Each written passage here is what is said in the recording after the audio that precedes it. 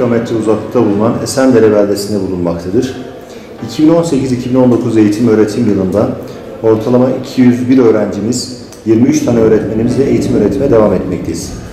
Okulumuzda akademik eğitim yanında sosyal, kültürel, sportif faaliyetlerde de çalışmalar yapılmaktadır.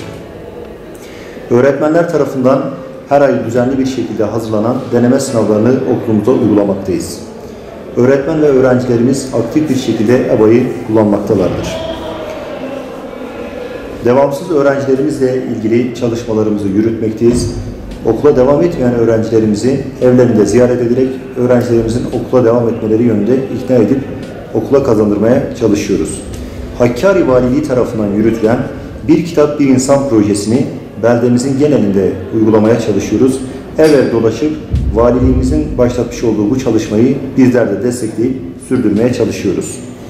Okulumuz öğrencileri duyarlılığını göstermek amacıyla Sıfır Atık Projesi ile ilgili bu sene çalışmalarımızı yürütüyoruz, devam ediyoruz.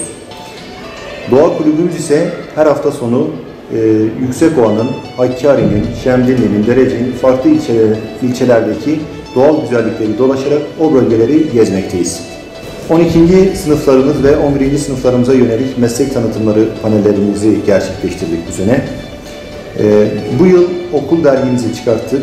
Her ay düzenli bir şekilde okul gazetesini de çıkarttık ve bunu elektronik ortama da taşıdık, e-dergi konumuna getirdik.